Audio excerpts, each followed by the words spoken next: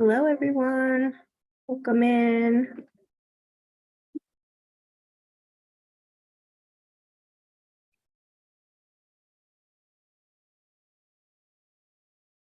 Hello, hello.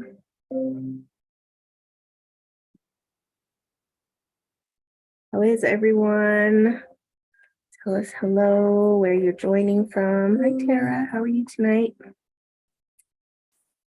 Tonight, we're going to talk about the eclipse and this energy of death and rebirth.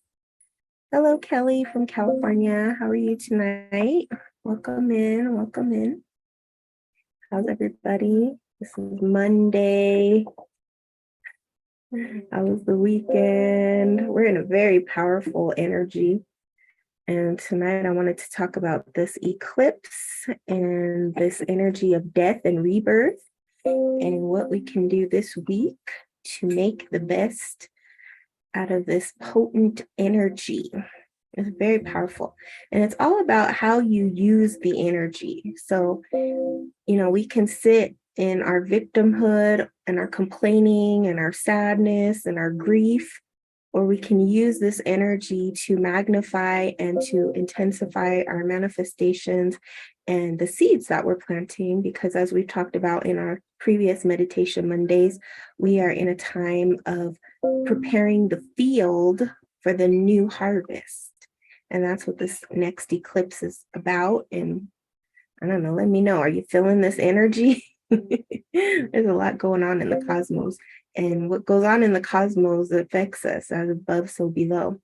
And that's a universal law that when we're feeling these kind of intense emotions or intense energies, we're to use them to magnify our spiritual walk and what we do with our lives, because we can harvest the universal energies to make our lives more productive, more fruitful, more energetic, more powerful, that kind of stuff. So how's everybody? Hello, Shamanisa. Hello, Kim. How's everybody tonight? And of course, right on time, my cat's here.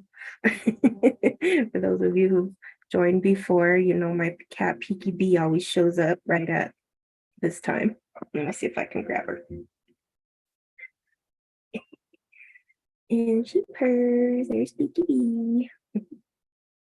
And pets, they feel the energies too. They feel the powerful energies. Your pets may be sleeping more. They may be like more cuddly, wanting your attention more. They feel these energies a lot more intensely than we do sometimes. So how's everybody tonight? So we got California. Where else are we joining from? This is Peaky. She's now 15 years old. She's a wise old lady. Hi, Sylvia. How are you tonight? So we have our next lunar eclipse is coming up on 5/5. Hello, Florida. Hello, Washington. And it's also aligning to the number 5. So it's going to be bringing in a lot of energies of change. And if you've watched some of my recent videos, I've talked a lot about healing the mother wound. I talked about death and rebirth. I talked about wisdom, and all these videos are kind of aligning to what many are going through at this time, which is healing childhood traumas, healing parental figure, authoritative issues, restriction, areas of freedom versus restriction, and how we can free ourselves for this next chapter. So who's feeling the eclipse? Who's feeling these energies? Anybody? Or you will be, because it's also a full moon. So full moons are about releasing, but they are also about stepping into your power. And so what the eclipse will do is it's going to tip the scales or reveal to you what is still unresolved or needs resolution, and you're ready to resolve in your life. So he said, me, I haven't been feeling them, but I have all of those issues. Okay. Well, so then you have been feeling them, right? Aloha. Hello. And so, this eclipse one of the best things I would recommend before the eclipse is to do a real good cleansing of your internal house, and also taking a sea salt bath, which I've talked about before, but also taking some time in contemplation as to where you are, where you're wanting to head into, and then what is in the way of that. And it'll be very clear, because what eclipses do is they reveal to us where the healing is. And like I've talked about before, they bring us to our greatest fortune or misfortune. And it's all about how you handle these energies and you embody these energies. And some of you may be having even like intense experiences in the dream time or in physical life, seeing things more clearly. There's a lot of things that eclipses bring up for us to heal and move forward in. April says she felt them days ago. Yeah, and so the energy is kind of coming in, and I wanted to take this time to talk about it and to see what your questions are and where you are, and open the doorway for that. Bless your hearts and all, and your beautiful earthbound goddess. Thank you so much, Seven Wonders. Welcome in. So does anybody have any questions about this eclipse? I posted on my other channel, which is Wake Up with Songbird, a little thing about this eclipse and the death and rebirth. So if you want to watch that, you can see it there and on my Instagram. You keep having lucid dreams. Yeah, that's because right now you have to think about your energetic body as like very open. And so what these kind of doorways, and that's why like during new moons and full moons, a lot of people have problems sleeping, and the energy is very wired and intense. And they even talk about like during full moons how there's more people going to the hospital and stuff like that, is because you're more sensitive, you're more open, you're more aware, you're more attuned. And like they say, the moon controls the tides. So imagine that the moon is controlling the ocean, and you are 70 to 80% water. So just imagine what that's doing to your body and then your energy field. And this is why, since ancient times, people do ceremonies and rituals and things around these doorways to intensify or magnify those energies, to work with the universal energies. But during the eclipse, like the actual time of the eclipse, the hours that the eclipse goes on, you're supposed to just rest and receive, right? So before or after the eclipse, you can do like rituals and ceremonies, but during the eclipse is a time to just rest and receive and tune into your mind, body, and spirit. And it's just like animals. If you ever observe animals in nature, what they do during an eclipse is they just rest. They'll go under a tree, they'll find a place, and they'll just rest.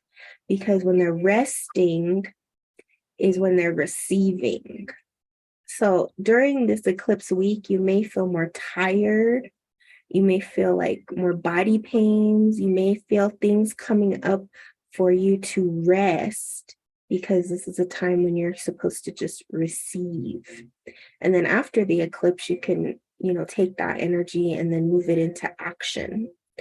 But whatever revelations you've been given, whatever you're meant to see, it's going to reveal itself during this next week. And it's really powerful because it's going to be the full moon, and it's going to be aligned to the energy of 5. My friend, I'm feeling the need to rest. Yes. And so you should rest. Let yourself rest. Don't push it. That's the thing about this energy, is you don't want to push anything. You just want to receive and let go.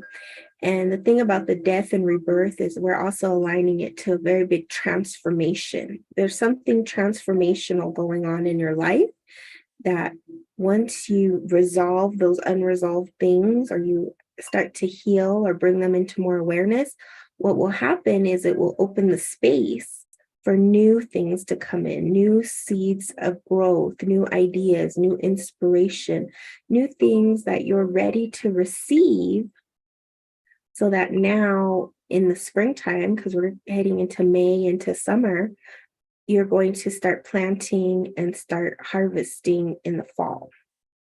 So if you're watching this, I want you to think about, right now in your life, what are you letting go of that's like painful, a pattern, something from your childhood, a feeling that you keep feeling like rejection, abandonment, and neglect, not being heard, not being seen, something that you're ready to release now, that you're okay, I'm done with that. And it will be pretty clear. That's the thing about these energies, is that it's going to be pretty clear what that is. Yeah, like Blissful Oracle says, financial blocks. Like, that's pretty clear, right? But when we go into what actually is the financial block, we'll find that it's not actually like finances, right? And the feelings of self-worth around money. Yeah, see how she already knows it's going deeper into self-worth. And then if we go deeper, then, what is the feeling of self-worth that is blocking the finances? Because really and truly with finances, it's like you either have to do something more to receive finances, or you have to take a risk of some sort. People who are really good at taking risks are usually able to attract bigger sums of wealth, because they're willing to do things that normal, ordinary people won't do because of fear. And so fear, it's like, who did you learn fear from? What was the fear around money? Was it mom, dad, grandma, grandpa, And then you start looking at the patterns in your family around money. See, a lot of times I see a lot of this stuff about like, oh, let me manifest this, but you can't manifest something if you are blocking it on a subconscious level.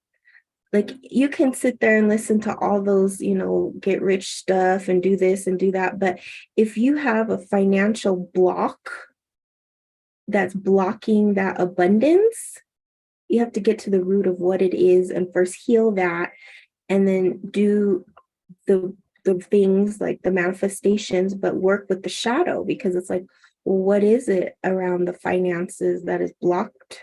And it's always around something around fear. That's why in the original teachings, it's only about fear and love. Are you living in fear, or are you living in love? Those are only the two real vibrations on this planet. And you can clearly see who's on the fear road and who's on the love road. Because it doesn't matter. The thing about money is that you could be definitely in a fear mode and attract a lot of money, but how you use that money will be different than if you're on a love road. And then we talk about the difference between ego wealth and spiritual wealth. Ego wealth is like when you win the lottery and then in 5 years you're broke. You know how they say the average person who wins the lottery within 5 years, they're totally broke? It's because they attracted that money through ego, but they couldn't attain it. They couldn't hold it because they didn't have the spiritual wealth. They didn't have the knowledge and the know-how of how to spend that money. So when you have the knowledge and the know-how of how to spend and how to invest and how to keep money, then you attract wealth. That's what wealth is. But in order to have wealth, you have to also be willing to take risks, and you have to also be willing to do the work of understanding, what it is that blocks me. So like a lot of times when people get a lot of money, the first inclination they have is to go spend it, right? But when you have more of a spiritual and wealth set mind, the first opportunity you're going to do is you're going to start like budgeting it and being more responsible with it and understanding where you want your money to go so it can grow. And really, the thing about money is a lot of times people just want to attract a lot of money and then they just hoard it and it goes nowhere. Then the next generation just spends it because they didn't earn it and they don't have any, it doesn't mean anything for them. I've seen a lot of people like that. I had a really wealthy client in Japan, and her father was so stingy. He was always holding money. He never went on a vacation, worked until he died. Just was saving, saving, saving, saving, built this huge company. And upon his death, his daughters really just blew it. They're just blowing it away. and on stuff, just name brand stuffs, going places, doing stuff, and now it's almost nothing. And so money is an energy, it's a tool.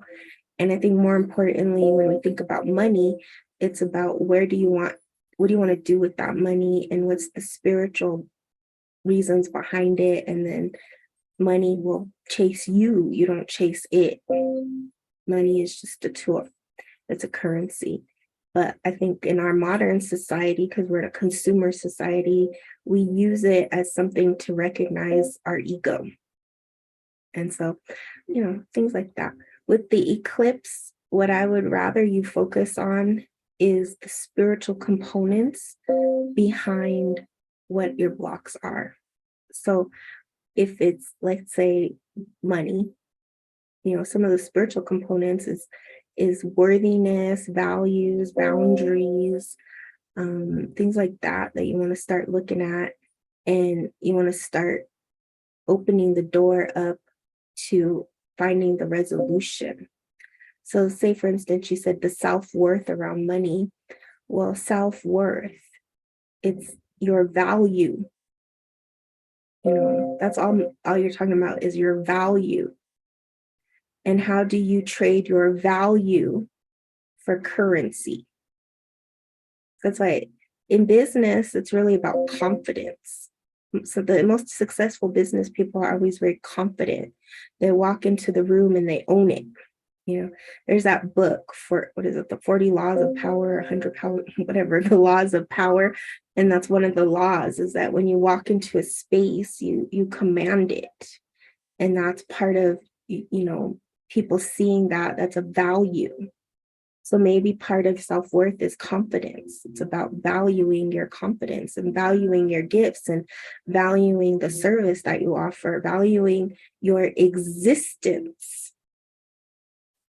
The thing about it is that on a spiritual level, the reason we're here is not just to make money and die, make money, retire, and then pass, right? The whole thing about money is that you're here to utilize it, to use it, to put it into the best places and spaces that it's needed, and to help and to serve through your value, through your service, through your gifts, through your talents. And that's really ultimately what this is all about, is that money is just an exchange for your value, for your currency, for who you are. And then in return, it helps you with your sustenance, with your clothes and your food and your shelter and your children and, whatever it is that you have to pay for. And that's what the lesson is. That's why we come to Earth School, is because we have to learn that as part of the mastery. And, sometimes people call that like the dimensions, like the third dimension, the fourth dimension, and the fifth dimension. That's kind of the modern way that people say it. And they're really talking about frequency.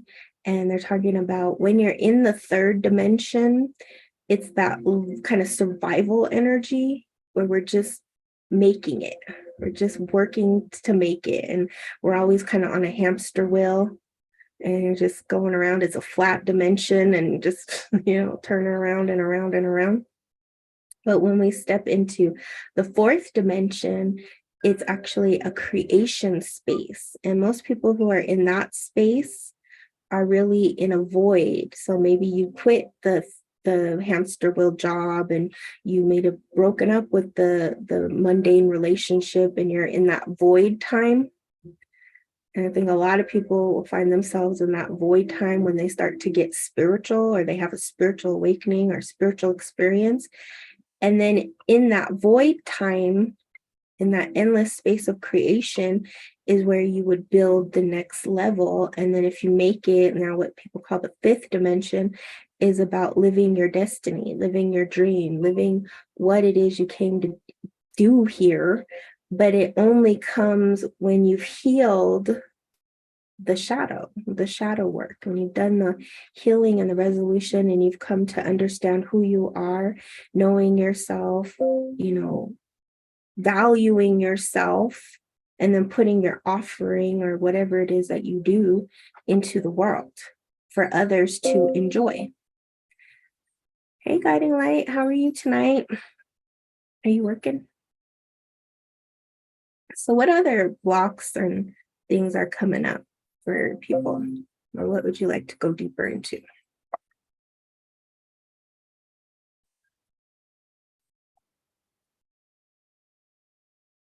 We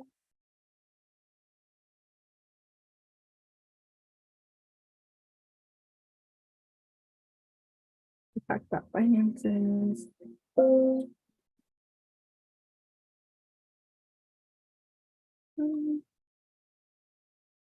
you're off to diet? You've been sick with food poisoning. That's not good. Maybe you're feeling that eclipse energy. I'm just talking about the death and rebirth, and food poisoning will do it for you.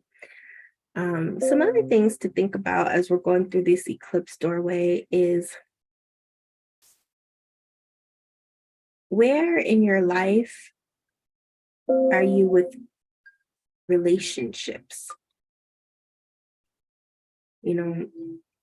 How you're relating to others is going to be something that can come up.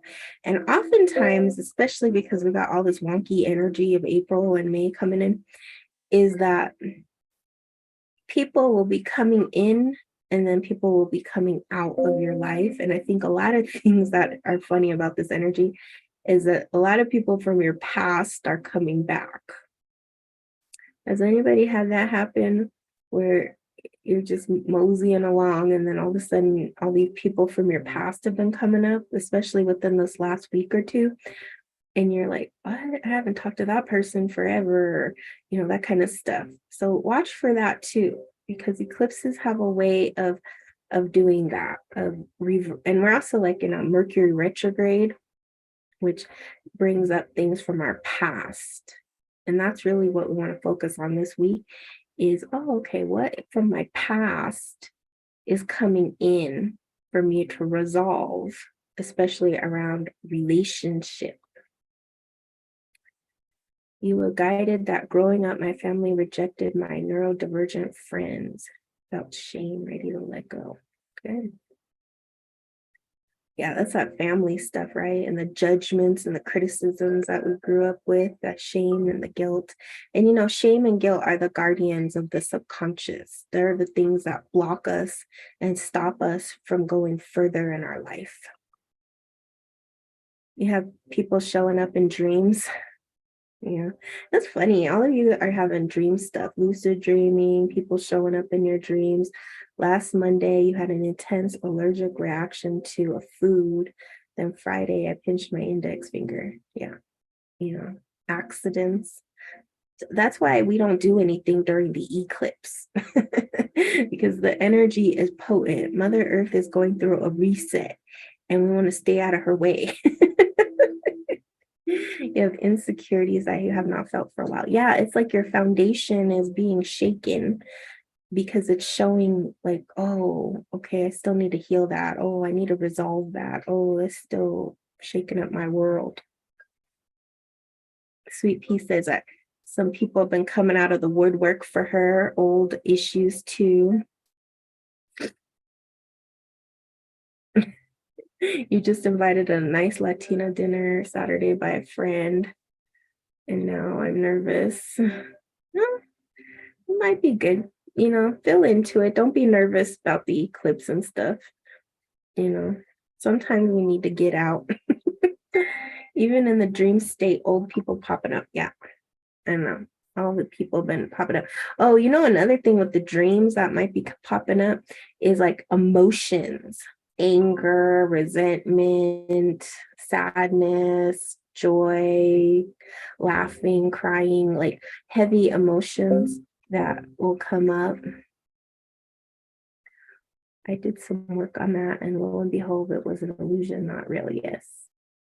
People reaching out from the past and lots of people passing away. Yeah, that's another thing, because we're in this death and rebirth energy, is people passing away.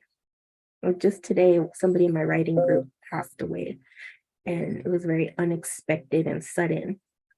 And I had just released that video about the death and rebirth, and I was like, oh, here we go. Here we go. Yeah, we talked about you needing to get out, April. So I think that's a good one for you. Don't be afraid. Don't let that. But, before you go out, practice good mental, emotional, spiritual hygiene, like cleanse yourself, protect yourself, get ready to go out. And if there are any strange or weird feelings you get when you go out, then just follow that. Always follow your intuition. Doesn't matter what time of day it is. But I think the energies are just heightened. And we're also going to see a lot of global changes happening from now until June. We're going to see a lot of weird stuff happening in the world. And it's really important for you to practice those spiritual hygiene, like cleansing, protection, and listening to your intuition, because you might be fine, right? You're fine.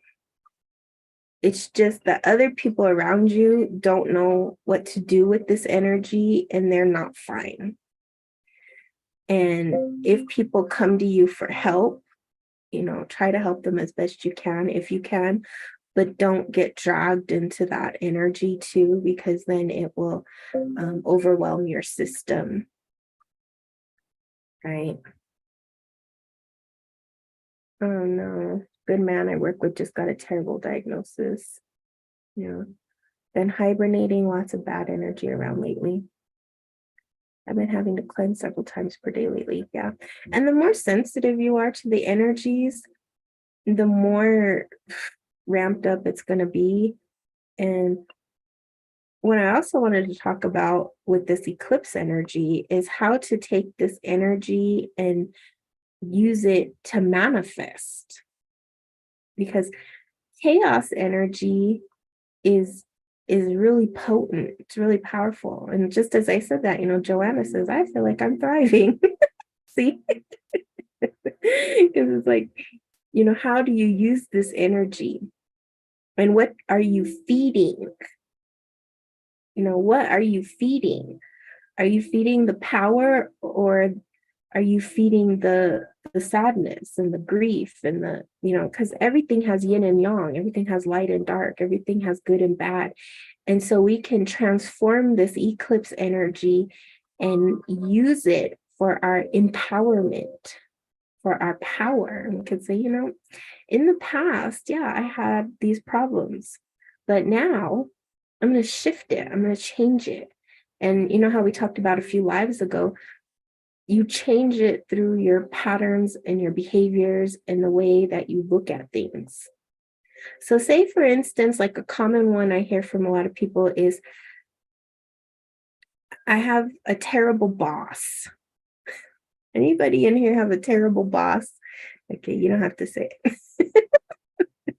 But some of you may have like a terrible manager, a terrible boss, a terrible workplace, something's bad, okay, something ain't right. And there's that one person, that one person. It could be in your family too. It could be anywhere. But I use the boss example because that's something that a lot of people encounter. And you're like, I have to face that person tomorrow. Ooh, what do I do? And now the eclipse comes, the full moon's here, and you're like all inflamed, right? Everybody's saying, yes, I know that person. You're all, the inflame's already happening, the inflammation. And suddenly you'll have a sick day. So that person, right? What I want you to practice now is when you see that person, instead of getting the inflamed feeling, okay, calm down first, just go neutral. This is the first thing you have to do to shift the energy, is go neutral. And then now close your eyes If you have this person, close your eyes and see them as a bright, shining light. You can rename them. If their name is dark and dreary, they're light and fuzzy, right? You're going to shift that energy. You're going to see them like light, fuzzy, beautiful, bright. Wow. When I see that person, it's just like a big ball of light. Try it. I know it sounds cheesy, but try it. And then when you see them, treat them like that. Say, wow, good morning. You look so amazing today. And they might be like, what? Be totally thrown off. But I'll tell you what will happen when you start doing this. When you start shifting those negative, lower emotions and frequencies towards others, it will shift the relationship. You will see that person and they will start shifting because you shifted. See, the thing about it is that we always want to control the other, but in reality, we can only control ourselves. And we can control our perspective and the way that we relate to the other. And then when we do this, it shifts the relationships. I have seen this happen when I have done it in my life and I have taught other people. I have seen it shift like totally just turn around. Somebody will go from dark and dreary and rubbing each other and triggering, and especially like somebody said their brother, like brother, mother, father, it's just like, because there's all this past trauma and just personality stuff and whatever, because you're used to seeing somebody in a certain light. You ever notice how it's really really easy to see someone you don't know in a positive light versus somebody you know? You ever notice that? Somebody you know and you had the same issues for years with, and you're just, but somebody you don't know, you're like, oh, what a nice person. But probably other people in their life are like, you don't know them. You don't, that's the saying, you don't know them like I do. You don't know them like I do. Yeah. Because we all have past traumas and wounds and things and how we relate to another. And so when you change it, like your ex, yes, ex, mother, father, brother, sister, cousin, boss, coworker, the one person, just try it with one person and then practice that and master that and then move on to the other people in your life. But now see them. And if it doesn't instantly work, because it's not going to just, magically change, because now you have a pattern with this person, keep doing it. Keep doing it over and over and over again until you start seeing results. Start doing it. Because the only thing that you can change is you. That's the whole thing. In readings, people always ask, is so-and-so going to do this? Is so-and-so going to do that? It's when you're asking those kind of questions, you're asking the wrong question. The question you should be asking is, what can I do to change this situation? What can I do to stop obsessing about this person? What can I do to stop, behaving in these patterns of destruction? What can I do to change my life? Those are the questions that will lead you to success and empowerment. Because if we're always waiting on another to change, we're going to die waiting. That person's never going to change. So we have to initiate the change. Oh, good. April says she was tested 3 times today and shifted and kept a good attitude. That's exactly what it is. It's like you shift. Other people are not going to shift.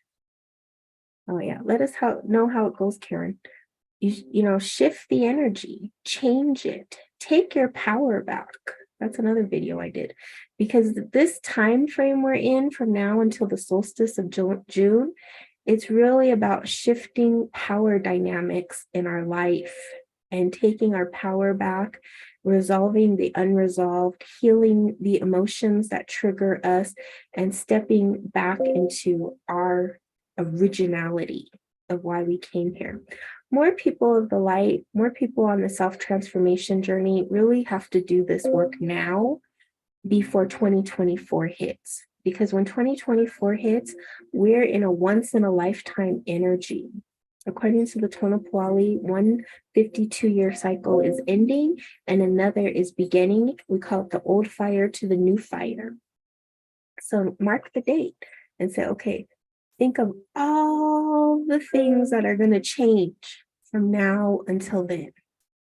I keep hearing about like the banking collapsing, the this, the that, all these things are changing because the power structures are changing. And the interesting thing about it is if you look at where the power structure is headed, it's towards the everyday normal person. That's where the power is going. It's going in the direction of everyday normal people. Hollywood is losing its power because people are not investing into it as much as they used to. They're investing into this, into social media.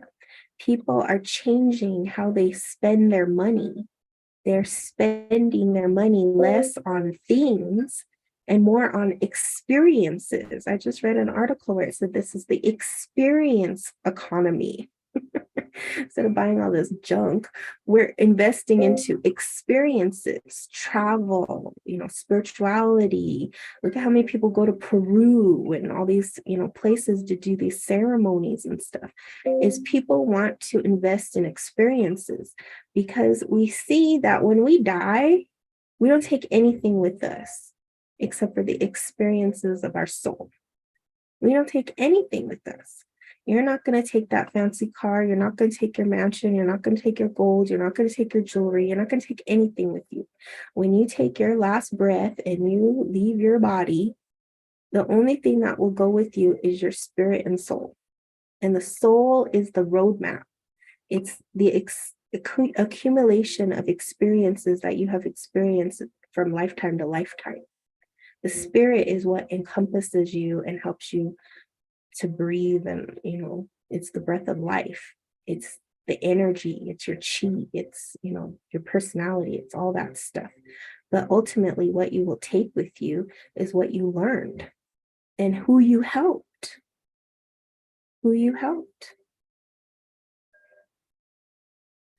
Lisa says changing power dynamics and perceptions. Yes, that's what this eclipse is really about. And you notice that in spirituality, the path of transformation is individual and unique to the person. So a lot of people are leaving religion. I'm going to see a lot of people exiting religion, right? A lot of people are still religious, but a lot of people are heading into spirituality. But the transition can be rough, going from religion to spirituality, because religion has a very strict doctrine of rules and regulations, and spirituality is fluid. It doesn't have all these like rules and doctrines, and there, like the Hindus say, billions of ways. There's billions of paths you can take, and it's an individual experience. It's not something that has a rule or regulation attached to it. Like I can't say, well, if you don't do this, then you're going to this place. Spirituality is not like that. Spirituality is more about the heart and expansion, and it's who you are. It's an individual expression of the divine.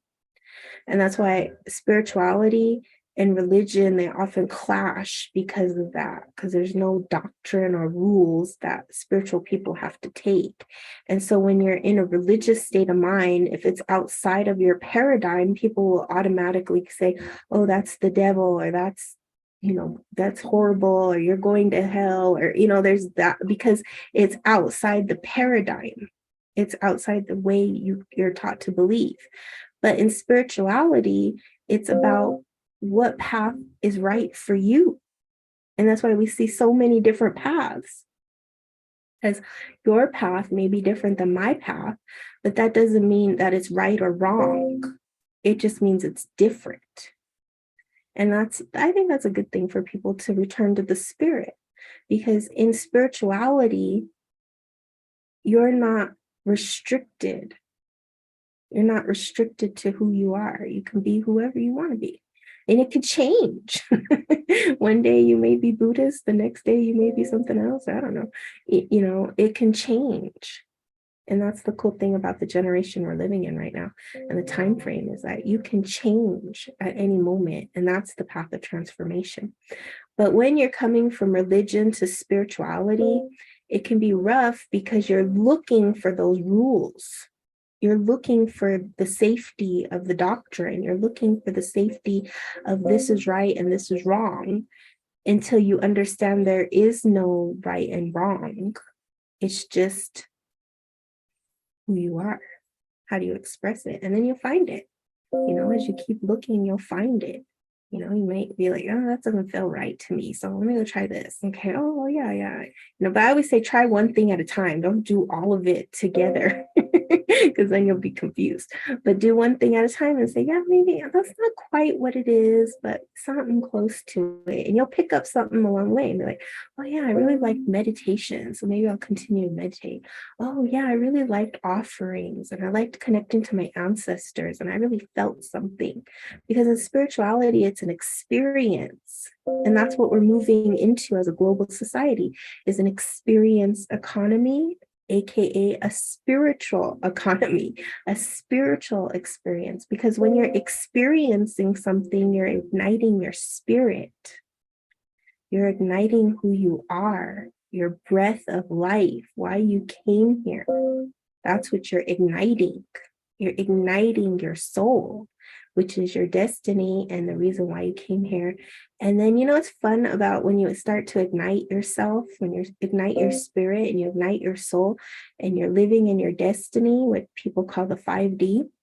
Now you're able to embody more light, more of who you are, more of what you came to do. And then the memories. I know some of you have experienced this. When you have experiences in the spiritual realm and you start having these memories, like people say, I had this past life memory, or I had this dream, or I had this idea that came out of nowhere. Where do those come from? They come from the accumulation of experiences that you have had in your soul. That's what is really neat about the spiritual path, is that when you start really opening your spiritual doors, you will start remembering who you are. That's the whole thing, is remember who you are. And that's why you'll often hear spiritual teachers talk about remember who you are, because it's the most important thing that you can do on this earth. Everything you are saying, I was just telling someone, but not as eloquently. Yeah, because it's universal. It's universal. And that's why there's so many teachers, because everybody speaks differently. And everybody speaking differently will attract different people so that we can get to the masses quickly. Have to get to everybody. You remember, Joanna. Yeah, you remember, right? Because you remember it because you're unstripping and unlayering all the crud of things that we started with on this life that is blocking you. So as you become lighter and lighter and you continue practicing and practicing, you will start to see results. And those results will help you to remember who you are. Tim asks, how do you open those doors to remember who you are? Well, that's the journey, right? That's the practice. The first thing I would say is getting into a solid meditation practice and clearing your mind. And meditation, as I have explained, is not just sitting in silence. For some people, that's not meditation and they can't do it. Especially if you have like ADHD or autism or something, it might be very difficult to do that. But meditation really is just whatever gets you to be in a clear zone. So it could be art, it could be music, it could be running, it could be walking, it could be listening to certain music. It could be a lot of different stuff, but it's the thing that you could do forever and ever without any interruption. The thing that when you do it, it's like the whole world goes silent. That's what we want to focus on. And that's what I consider meditation, is the thing that just puts you in that zone of just, the cosmos, so to say. And a lot of time it's when you're living your gift. Like if you're somebody who creates things, you make jewelry or movies or film or books or write or whatever you do, it's that thing that you could just do. Yeah, the thing I said write, and there's Kelly. She says that happens when I write. Where you look up and you're like, oh my gosh, it's like 2 a.m. and I started at 10 or something. It's the thing that no matter what you're doing, you could do it over and over and over again. And you're just in a zone. So that's what you want to first find. And see, the thing is when you're in the hamster wheel, you don't have any time to find out what it is. That's the whole thing about this illusionary world, is that it will steal your time. And the reason it will steal your time is because it doesn't want you to know who you are. That's the whole thing about life. That's why we came to Earth School, to challenge ourselves. Because if you're living in the matrix, as people call it, or the third dimension, or the lower, whatever you want to call it, the world, if you're living in this reality, you notice where your time goes. Where did your time go? Especially when you have a job, like a job that you sort of like, you may not like, it's okay. It pays the bills. When you have one of those jobs and you're in your job takes up 8 to 12 hours of your time. It's like I have a neighbor, he's a fireman. You never see him. He's gone for days and days at a time.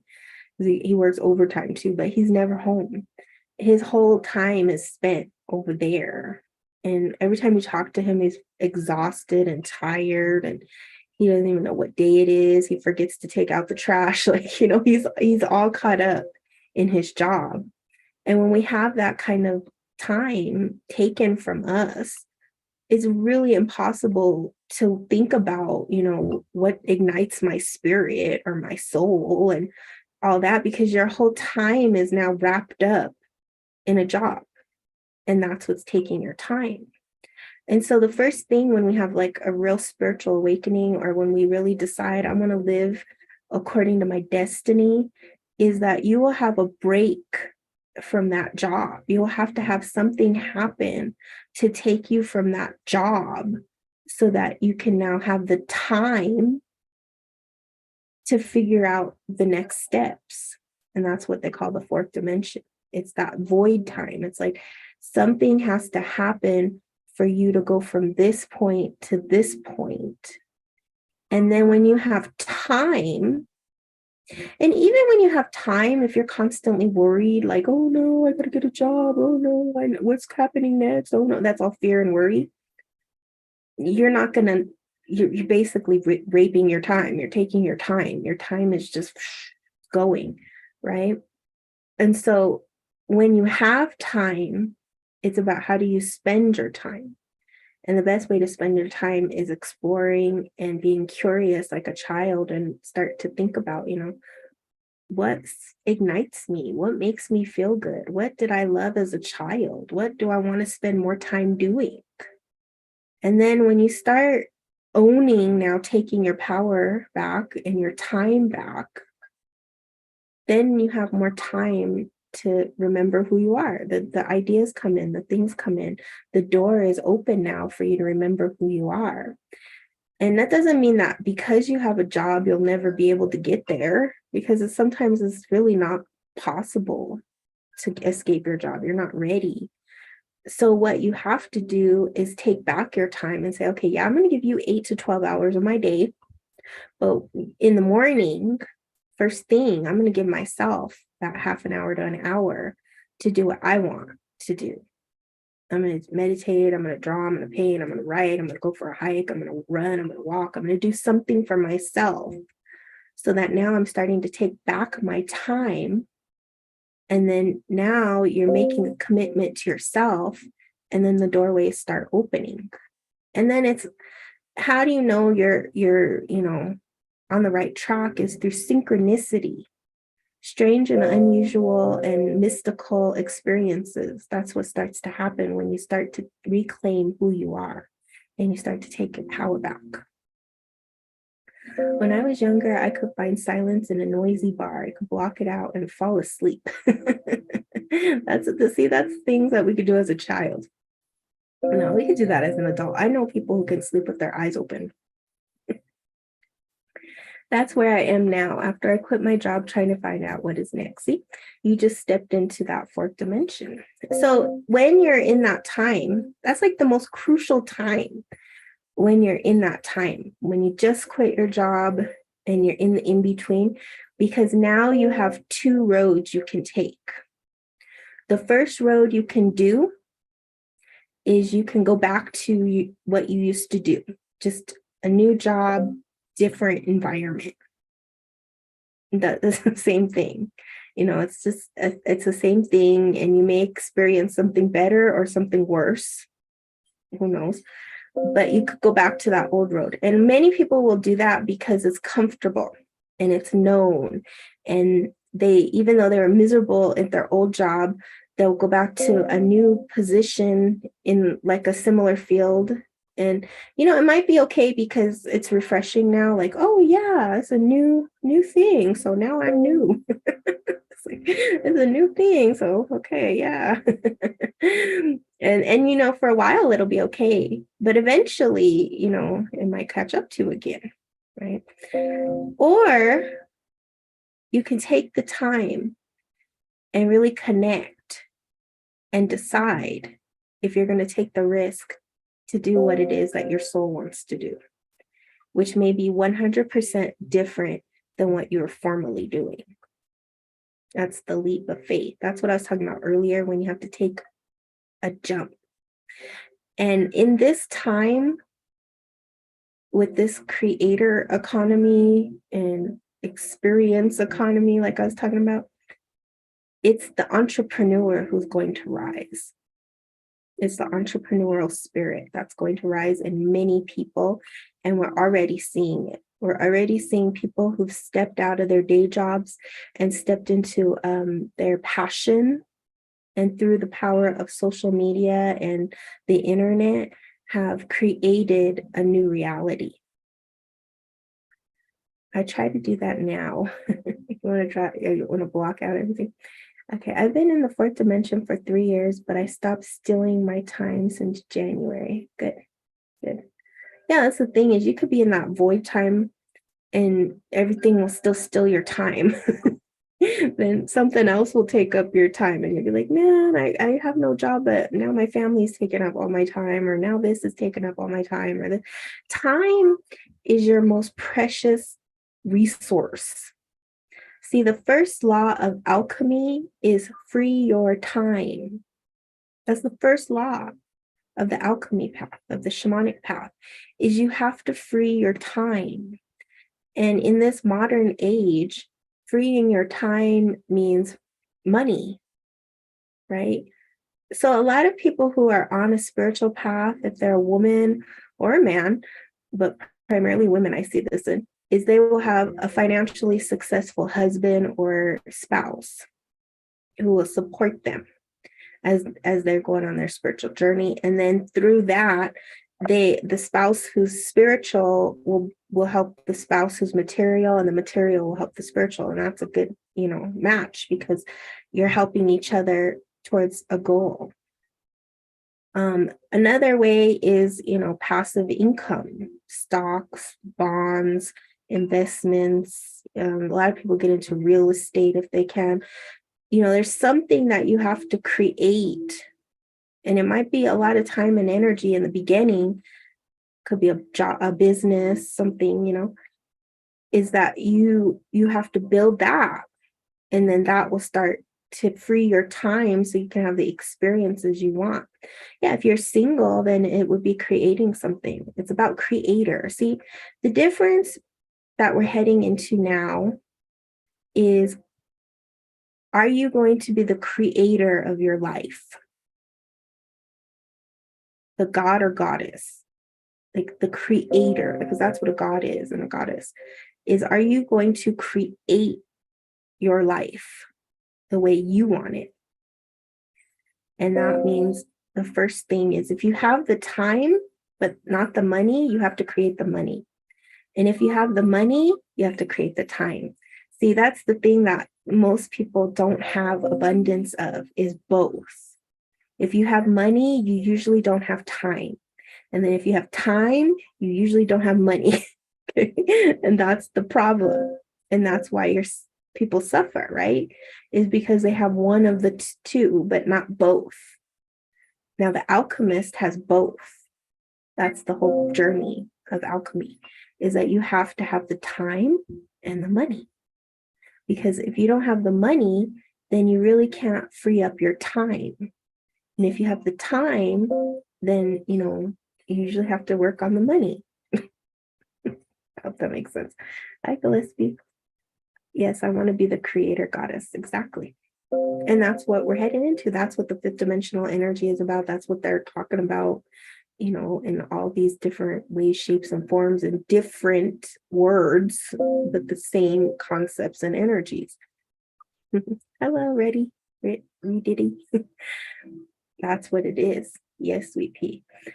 It's that in order for us to now step into the creators that we are, we have to now balance time and money. And now think about, with this eclipse energy, what am I letting go of to step into? And the thing about this eclipse, and the last eclipse really opened the door, but now it's like really intensifying, is for the next year, this energy will be with you.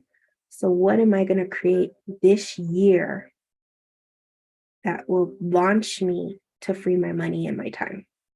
So that, imagine, you could be on the beach and you can have all the time to just sit and watch the whales or whatever. And you're not. And the thing too, like, this is the hard thing about the time and age we live in, is because I see a lot of people who claim to have this like life of freedom, and they're, all this stuff, they're doing YouTube videos, whatever. But the reality of that is that if you're working while you're on the beach, you haven't freed your time.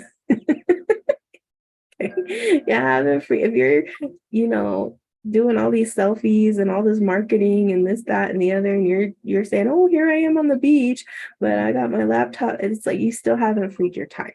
That's not freedom. The whole thing is about, you're on the beach relaxing. You're meditating, you're praying, you're, doing your thing. And you can have that time to just fully relax and enjoy. But even if you had that time to fully relax and enjoy, would you still be anxious, worried, and nervous and in fear? That's the whole thing. I feel I am at the two roads. I want to take the loop word. Yep. One space, one activity, not both. Yes. Yeah, because, even I see sometimes these creators on YouTube, and they're like, oh, I'm having the, what do they call it? The hypergamy, I have the rich husband, or have this, I have that. But then you look at these women and they're, they got all these courses, they got all this stuff that they're not really truly like living off their spouse as they say they are, and that they claim they're going to teach you to do. No, they're actually hustling. So you have to be careful of that thing. And I just bring that example up because I see a lot of it on YouTube. Or also I see a lot of the stuff like, oh, buy my course and you're gonna do this. But if you look at the situation, you're like, but you're not exactly doing that.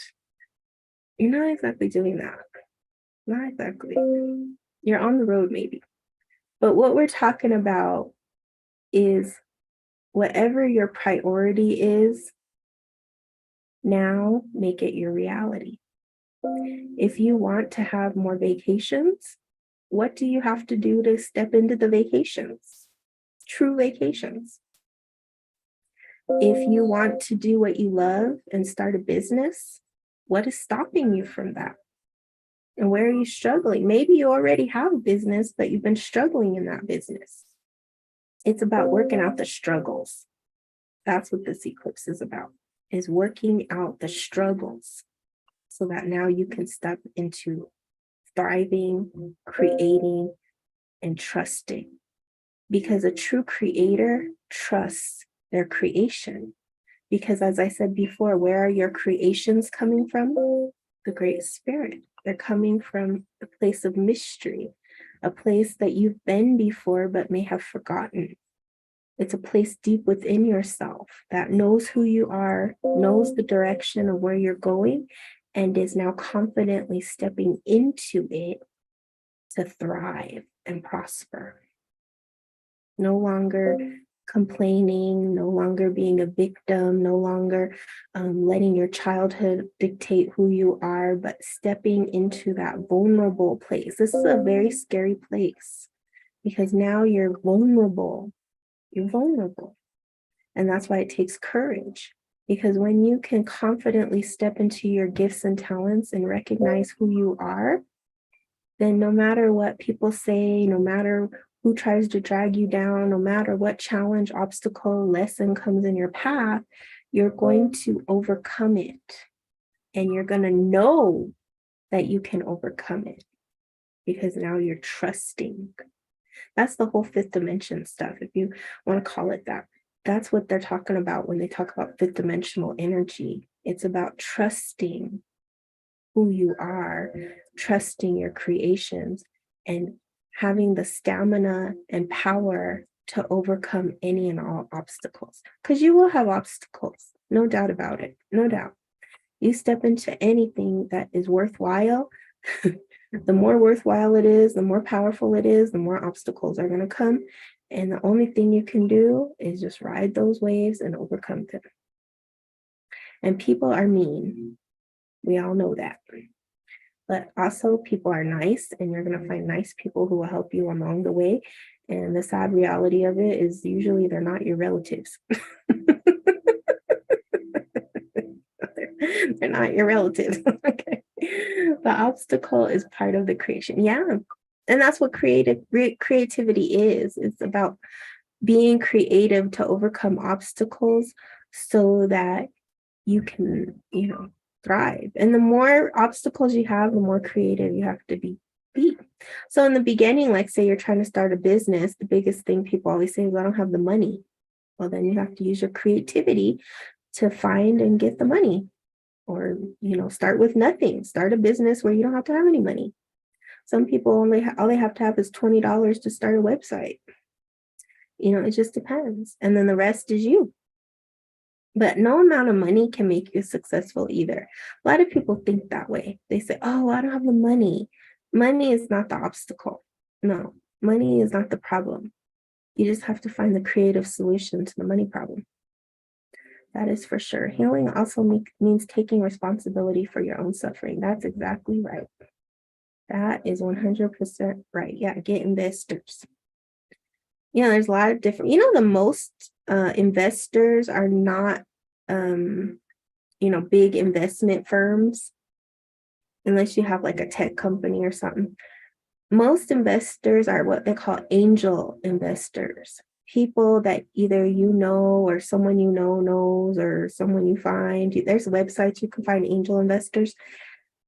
Those are most people's investors. They're small people. They're just everyday people who, nowadays GoFundMe could be angel investing.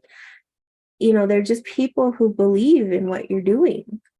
People that you find, that you meet, that will say, I believe in what you're doing and I want to support you. I want to support you on your journey. People very true, yes. Somebody you meet. When I was in Sedona, the lady I would get my pet food from, she started her business because she's very knowledgeable about holistic pet food and good companies and all that stuff that make good, pet foods, pet products. And I don't know if you guys remember, but like 2012, 2013, there was that big problem with the pet food, that was coming from overseas, and it was poisoning pets, and a lot of people's pets died, including mine. I had a cat who died from that poison food. And she was given money from the community. Like, she didn't even want to start a store. And she was like hesitant, but people around her said, you have the knowledge, you have the heart.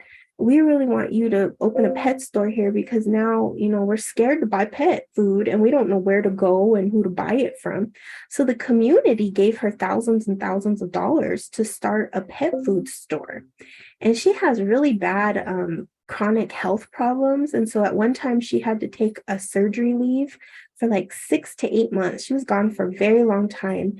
And the community stepped in to help her, to cover shifts, to do everything she needed to keep that business going. And then she could heal and do everything. And she still has that pet store because the community believed in her and invested in her, because the investment into her was an investment into them and their community. Right? Because they value their pets and they value what she knew and what she could offer the community. And they have money, they all pulled together. This is a, relatively wealthy community too. And they valued it. And that's what it is like when you step into your value, then the resources they just show up. They'll show up. It's just stepping into it and not hovering in the corner and hiding from it, but just stepping into it and saying, that is what I'm here to do. And I'm going to work towards it. I'm going to step into it. I'm not going to let fear stop me from what I want to do. Because the thing about time is that time just keeps going. That right now, time is going, right? We started at 8, it's already 9. Time is just going. It's not stopping. We got 1 hour older just on this live. Right? And so what are we going to do with that time? What are we going to invest into? How are we going to make ourselves more valuable? And hopefully in this hour, you gained some value from what I was saying, because that's what this is. And that's why we were gathered here, to take this time, which is our most precious, resource, to spend in this, online community, so that we could, really tap into the energies of the eclipse that are coming. Because since ancient times, the eclipse has been a powerful force that the ancestors knew and recognized and, bowed to, because they knew that during this time, there was a potent energy on the earth, and Mother Earth herself was resetting. She was shifting energies. And, they say that wherever the eclipse goes over, that's the places that are going to be impacted the most. Those are the places and spaces that we're going to, see the most transformation in. So this is a very transformational energy. This is a very powerful energy. And that's how we can shift the energies from lack and scarcity and poverty and, whatever, desperation, loneliness, abandonment, all that stuff. We can take all of that and turn it into our greatest value and our greatest worth. We can do that. And how we do that is through confidence, courage, self-belief, and owning our gifts and talents. And like we talked about a few lives ago, I feel like this eclipse is that part in that snake's journey that I talked about. If you haven't seen that live, I recommend you going to my YouTube channel and watching it. It was about the snake shedding its skin, because we're at that point right now with this eclipse where the whole shedding goes from the inside out. And then, towards the end, the whole thing just falls out. The snake, when it sheds its skin, it sheds it in one big layer. It's not piece by piece. It's one big layer. And in my native traditions, we have ceremonies where you can go in as one person and then you come out completely transformed. And they call it the beauty way. You go in as one person and you come out another person. And that's what the transformation of the snake is really about, is that you go in, you shed all that skin, and then you come out and it's like fresh. You're more sensitive, right? And you love that life, Kelly. And that's, that was preparing us for this time. And now a lot of people right now, many of you on this live, you're now transforming from the inside out. You're taking all that pain from the past, and now it's going to be your greatest power going forward. It's going to be the thing that makes you who you are, and it's going to be the thing that people will come to you for help with, because they know and recognize that you have gone through the transformation. That's what I was talking about with the YouTube and all that stuff, is that a lot of people fake it. They say, fake it till you make it. Well, they just fake it, and then they sell you a bunch of meaningless courses, and then you're stuck because all that advice was fake. So don't do that. Kiki's back again. So it must be time for me to close up. But was there any other questions before I leave on anything we talked about tonight?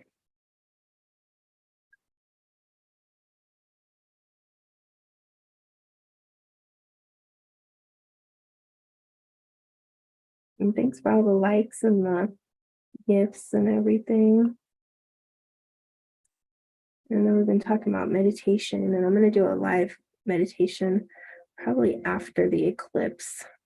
But if you haven't seen my other meditations, you can go to my YouTube channel and they're all there. You're so welcome.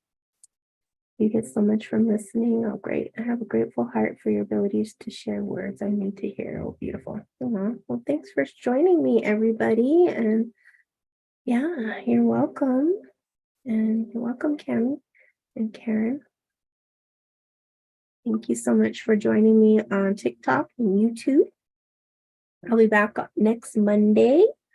If you haven't followed me on Instagram, please follow, because I'll be leaving more daily messages on my stories.